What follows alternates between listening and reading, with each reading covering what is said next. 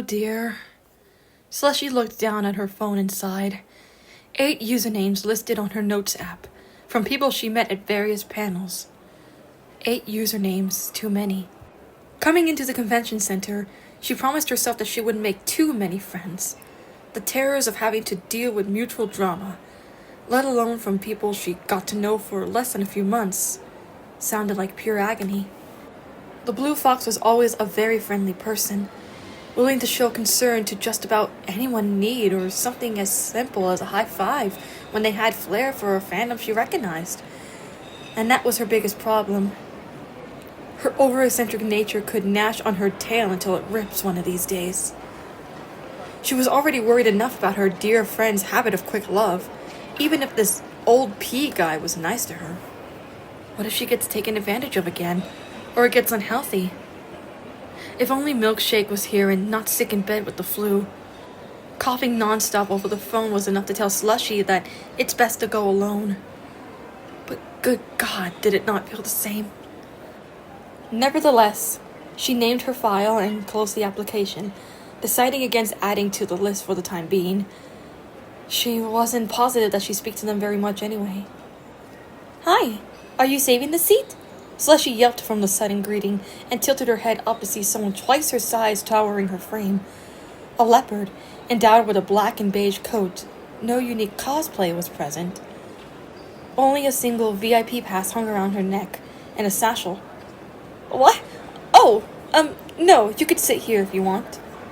The woman's eyes excitedly shot open. "Ah, goody. Sorry to bother you. All the tables are taken, and these nachos were hotter than I expected. Are you new here?" "Not at all, actually. I show up here every year. It's an annual thing for me, really." The last thing Slushy wanted was another person trying to befriend her, but then again, she can always decline. The woman seemed nice enough, at least. "What about you?" I'm basically just a nomad here. I wander and chat, then get out. My name's Porton." "Whoa, that was quick." The box gently smiled, a tad surprised at the direct hit. It was enough to make her sweat a little from her brow. "Call me Slushy." Slushy pondered. Maybe she was worrying too soon. At least she gets a chat buddy before she waltzes back into the venue for more stuff. And she can always DM the people she met earlier, just to see if they're up to anything new.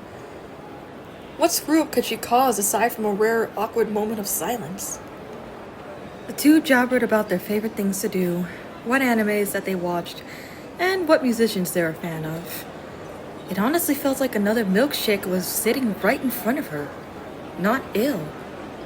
But of course, all good interactions come to their close, as the fox waved goodbye and went on to skim through the convention venue. But Porton just sat back, body as stiff as a piece of driftwood. How odd it was that she had nothing to say. No actions to give, not even a blink, until Slushy had left her sight. The coated leopard's nails tapped, then dragged across the wooden round table with a weird animosity bolting through her senses. An obsessive animosity that she had never felt before. One that required her to get through an easy, soft layer before the eventual plundering. Porton's constricted eyes darted around the packed room for a place of her color, and her heart droned when she realized she didn't have to strip down to make this work. Slushy stepped out of her hotel room with a brand new bow and some lovely promotional pins garbing her magical girl-esque dress. She twirled in excitement, hopping and even bumping her head on the ceiling. Just thinking about how fun the rave might be made her giddy. The hollers, the flashes, it all sounded glorious. Thankfully, the day was still young, and she had plenty of time to get to her spot. Skipping like she had just found the best tulip field in the world, her bright eyes scanned the enormous hall. Would you look at that? A photo shoot full of anime swordsmen on her left, a theater room showcasing a movie marathon on her right, a pair of eyes popping out of the wall. Wait. She paused her skip and squinted at the phenomena glaring at her from within the rocky material. Rubbing her own, they seemed to disappear. The fox couldn't have known why she would have been experiencing this. Was it because she overslept? Underslept? She didn't feel either of their respective effects, so perhaps it would be best to continue on with her day. Right? Though she didn't spot them, the eyes changed positions as she walked from one wall to the other, left to right, either up to the length of an average person or near the floors. This was no hallucination, like she kept putting the notion in her head to be. After 11 straight minutes of walking, Slushy had made it to the end of the convention hall, adorned with a sprouting fountain, a line to a rave party, and yet another photo shoot. She sighed at the pretty sight, almost forgetting about the abnormality from earlier. She turned around and took a gander of how far away she was from the beginning of the walk. The walls moved on her right. She jumped, shaking her head to ensure that what she saw was just her mind playing her, until the walls shifted once again. The shapes of whatever had been embedded to the barriers shuffled in a clustered mess. It gave her the idea of someone being trapped inside, with enough strains and air to not fall in their wake. How in the world was no one in line spotting this? With a sudden shriek, Slushy backed away, accidentally bumping into a heavy-set beaver managing the lined crowd. A con worker with the dreaded stereotypical neckbeard fit one would poke fun at online. Surprisingly enough, though conventions are known for having some pretty eccentric, otherwise poorly mannered people here and there, he was quite serene. Hey buddy, you feeling alright? He asked with genuine concern. Good thing I caught you. You could have busted your head open there. Some of the line goers were annoyed by this, assuming that she was just trying to cut. I'm sorry. It's just nothing. The shapes had disappeared without a trace, leaving behind the flat, bumpy material it initially had in its place. Perhaps Slushy didn't rest as easy as she thought she did, but she didn't want to show that.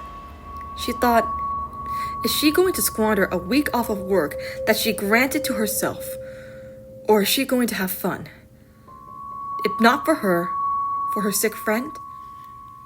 Turning to the man and gently shaking his hand, she sputtered her words in a vain attempt to apologize. Sorry, it's nothing. I mean, thank you for... I'll get in the back. The wait was lengthy, and her nervousness was off the charts from her encounter. But after a hot minute of sitting at the end of the queue, Slushy managed to get one lucky spot in the concert room. Almost instantly, she perked up, like the numerous times Milkshake came over for a visit. Despite this, the young adult Raynar couldn't help but tell herself, if only she was here.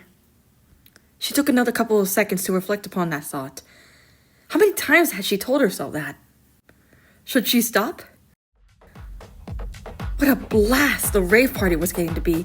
Slushy danced like there was no tomorrow, the lights from the ceiling flashing directly into her face. But she didn't mind it one bit. These were absolutely rare for her to make it into, and she wasn't going to waste an opportunity like this anytime sooner. It wasn't just the music that brought a smile to her face, though. It was the comfort knowing that she could at least come home and talk about this experience with her friends. The solace of getting the chance to see her favorite artist in the venue later with enough patience. Everything was going just as she wanted it to be. Yes, everything. Telling herself that was the way to go, before her tails felt some unfamiliar touches. The feeling made her squeak and squeeze it close to her in mild discomfort. Trying to ignore it did nothing to help her psyche, as the touches came back in constant motion whenever she wasn't paying attention to herself. Light strokes at first, then scratches, then tugs, garnished with something stepping on her foot. It could have just been someone in the crowd not being as careful as they were supposed to, but then again, the contact drove her mad enough to consistently dart her sight around the room just to find the culprit. All she wanted to do was tell him to stop, so she can go back to what she was trying to do initially. Then, gentle pats. The type a dog would get for completing a command sent shivers up her spine. Slushy couldn't take it. Spinning around almost instantly, she opened her mouth about to scold whoever was behind her, only to pause. A group of foxwomen, much like in her realm of fandom knowledge, wanted a photo with her. Seems like that obscure magical girl show she was interested in really took off fast. Slushy posed, forcing a smile from the sudden cold temperature that blew against her tail. Or what was left of it. She gripped onto her tail to position it better for the photo, and then the realization of what was coursing over her fingers made her heart sink. Naked skin. Only a single ounce of hair poking from the tip of her rear. She couldn't breathe at that moment. The lights felt blinding to her, and all she could do was feel her appendage all over in a desperate hope that she was still in bed right now. Shutting her eyes and pinching herself certainly didn't work.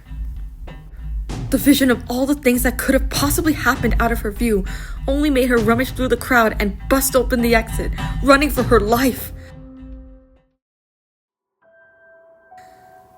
Crouched up in the women's restroom, unable to know who did it and who wanted her this badly. Yanking on her ears in distress, there was no way of calming herself. Slushy's tears were enough to flood the stalls and drown her.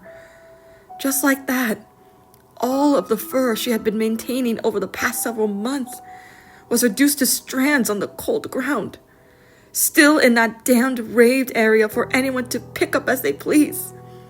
But she didn't take that into consideration before her head went on autopilot and made her race out. Attempting to stand up led to no avail from the anxious meltdown she was having and the fear of having to go back out there and expose herself. Slushy's paw balled up and pounded against the side of the stall, accidentally attracting the attention of someone nearby. Someone she remembered meeting earlier today. The stall creaked open. "Hi again." Porton waved down at her from above, with her satchel unclipped but still semi-closed. Unnaturally presaged from the embarrassment that Slushy had just endured, but for some reason stuttered some, her happy demeanor instantly faded. "You don't look so good." "Do you really think I want anyone to speak to me, let alone see me right now?" "Look, I know you just met me and all, but I can assure you I've got good intentions. You can tell me anything, and I won't judge you for it. Trust me." "Get out. I'm scared. I'm not feeling very trusting today." "Slushy," Porton cooed in a sing-song tone. "Come on." The defenseless fox now had annoyance thrown into the mix of emotions she didn't want. Forcefully grabbing her tail, she held it in front of her face in a position that looked like she was about to wring it out. Slightly twisting, she raised her voice through gritted teeth. This! I'm careless! I don't care for myself enough, and this happened! Is this what you wanted to hear?" Porton shakily sighed, positioning her pouch next to her hip. Do you know who did it?" "How should I know? I could barely see in there, and I couldn't even defend myself because I didn't know where they were fucking going!" Slushy clutched her phone in a tight, angered grip before chucking it onto the floor and leaving a nasty crack in its corner. She felt shameful. Not once in her life did she swear, and she didn't want to bother speaking like that to anyone, but at this point, she had lost all of her will to care about that. Her life was in danger, and there was nothing she could do. Silence presided. Porton, with her own heart bursting out of her chest, gulped, providing a suggestion. "Why don't I take you to my room? You can crash there for the night. I could tell you need a safe space, and this isn't where you should be right now."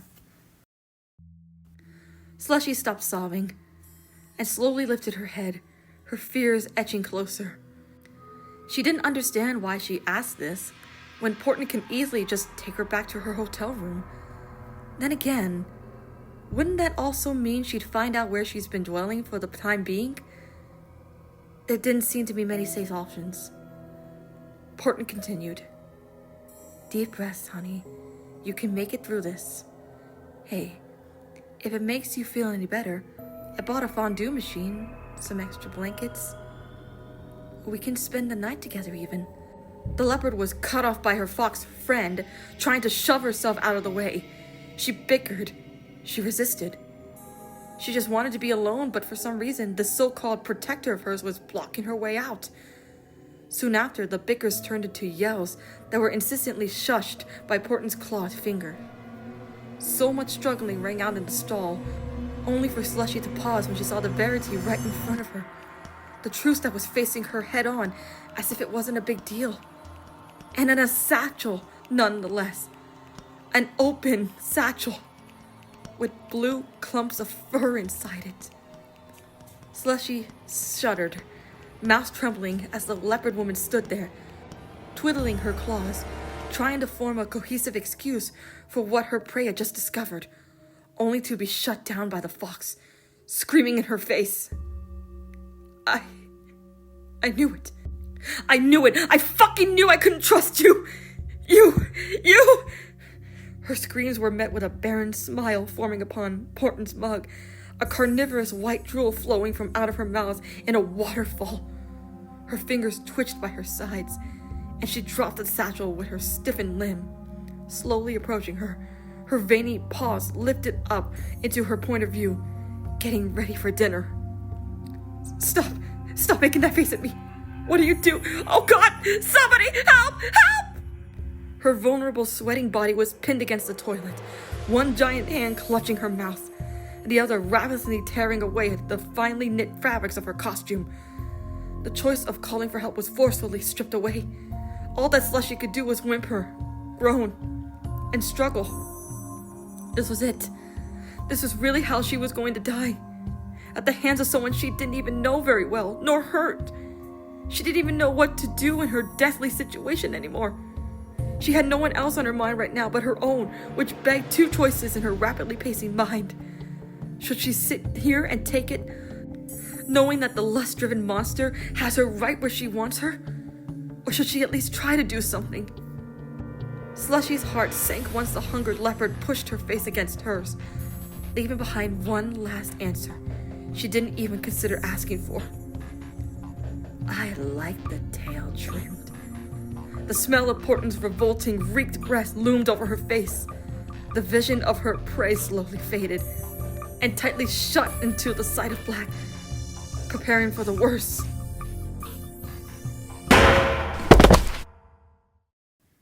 Metal pounded against Porton's unprotected skull, and her untrimmed nails let go of Slushy's face. Its phalanges falling idle against the floor, leaving behind deep, crimson markings within the skin of what it was gripping. Slushy's sight came back into view, and she rapidly pat herself down. Aside from her face, there were no open wounds, nothing exposed, nothing else to scream over. Looking above her, she saw him, next to a lone fire extinguisher on the floor, a familiar, heavy-set beaver, pushing the unconscious body of her predator off, and whipping out the transceiver from his holster. This is Mint. I had to defuse the situation in the women's restroom. I'll explain why I was in there later. Just come over to the very end of East Hall A with restraints before she wakes up. I don't want us to have blood on our hands. Over. Letting go of the button on his radio, the beaver pulls out his water bottle wedged into his pocket and offers it. Need water? The fox said nothing. I didn't drink from it, if that's your concern. Mint chuckled, trying to at least bring some light into what happened. But Slushy just sat there, taking heavy breaths from the near-death experience. She didn't know if this was a new trauma response, or if she just had nothing to say. But either way, she couldn't bother saying anything. There would be no use in it. Whilst waiting for the paramedics to arrive, Mint crouched next to Slushy, patting her on the shoulder. You were very brave having to put up with that, you know. Nothing again, followed by a sigh from the con worker after getting a response from his transceiver. They're on their way. We're gonna patch you up, do a body search on that piece of shit, and she'll be out of your hair for good. I promise you. You're gonna be just fine. Slushy pawed on his water bottle before taking a few careful sips so as to not to spill any on her chest. Just then, her mouth quivered a little, and she faltered up a word. Take... What do you want? take me back to my room when this is all over. Please. I'm so tired. Mint was hesitant at first, but after the life of an innocent was put under such severity, he couldn't help but share a hug. You can count on me. A day had passed. Slushy stood in front of the closing venue, twiddling her thumb in a languished state. What she had gazed upon made her run her fingers over the patched wound on her right cheek.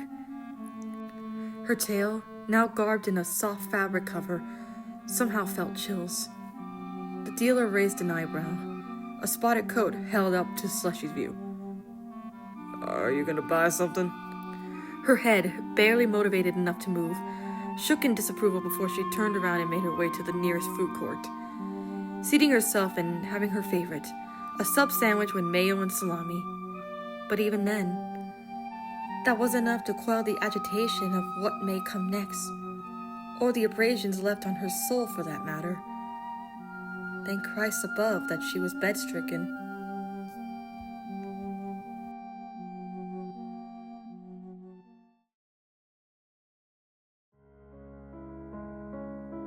And that was Convulture by La Fonda Pasta.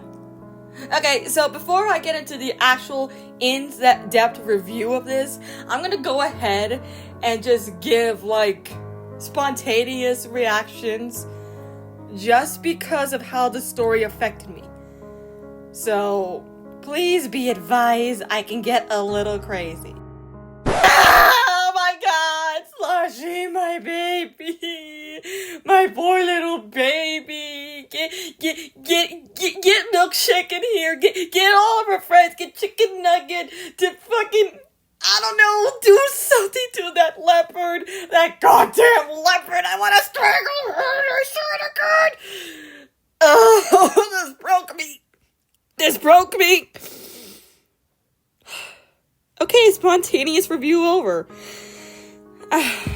As for the in-depth review, well, I really like the direction of the story. I mean, yeah, it's a dark direction, but it's very, very well written that I was very much invested into it. Actually, funny story, when I first read the story, I was literally in the kitchen, heating up a snack. So my plan was to just put the snack in the microwave, heat that up for a bit while reading the story, and as soon as the microwave beeped saying, oh, the food is done, then I just stop reading, grab my snack, bring it to the table, and finish reading it there while enjoying my snack. Well, I ended up reading literally the entire story in the kitchen, not even going to the kitchen table, because I was that invested in it, and I totally forgot about the food until I went back to my room and sat down, and then I realized, oh shit, I forgot the food. But yeah, it was very well written. I really did like the direction it took. Also, just a quick little thing in case you don't realize any of the characters. The character Slushy is from the show Chicken Nugget, which is full of shorts as well as its own arcs with a bunch of characters that are based off food. There's Chicken Nugget, there's Slushy, there's well, okay, he's not actually based on a food. Bezel. Hear me out. Hear me out on this. Hear me out on this. Anyway, back to the actual story. Like I said, I was very much invested into this story. I just could not stop reading it. I had to read the entire thing, which resulted in me forgetting about my snack, as I mentioned before. It broke me, but that's mostly because Slushy is one of my favorite characters. She's one of my top favorites in my list of top favorite Chicken Nugget characters. So to see her going through all this, even though it's just a written story, it's a creepypasta for Chicken Nugget, it really, well, it really got to me. I mean, that's a good thing, because I like stories that actually get to you, especially if it's with characters you love or you grow attached to. I think it's mostly just because of the spectacular writing. Like I said, I was on the edge of my seat when I first read this. I really, I don't know. Anyway, as you can tell, I really like this story, It had solid writing, solid character work. I really liked the original characters, such as Porton and, of course, Mint.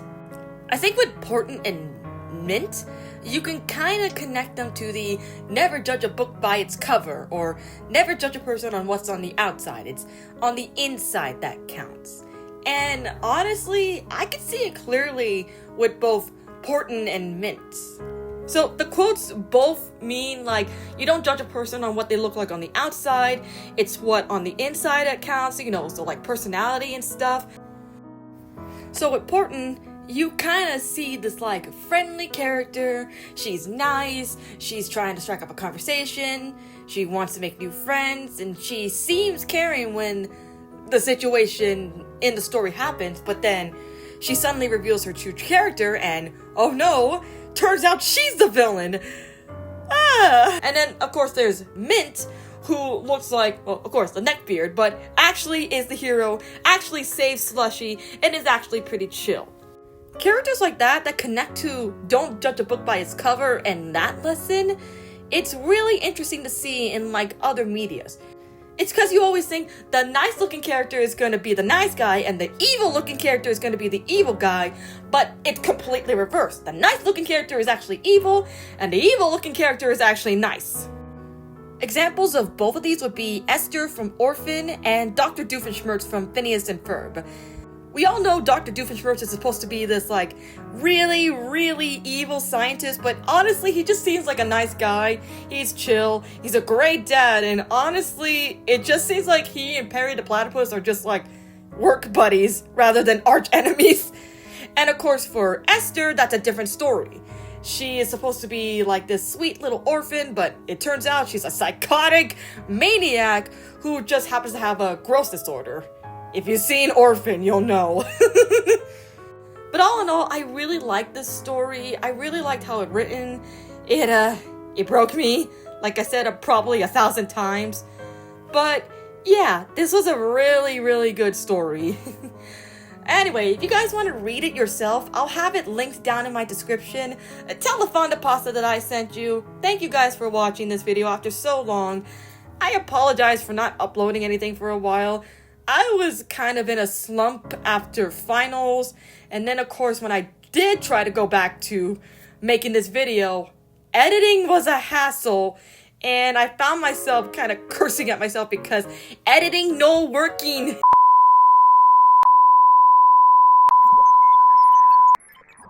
What the fuck was that? Yeah, so I apologize again, and I am sorry this seems like a bit of a messier review, but I wanted to get this out there as soon as I can and not stall on it any longer. Anyway, I hope you guys enjoyed this video. Check out Convulture by LaFonda. Check out LaFonda as well. Their channel will also be linked in the description. Oh, and before I forget, happy 3K subscribers, LaFonda! You should be very, very proud of yourself. Yay! Anyway, bye guys!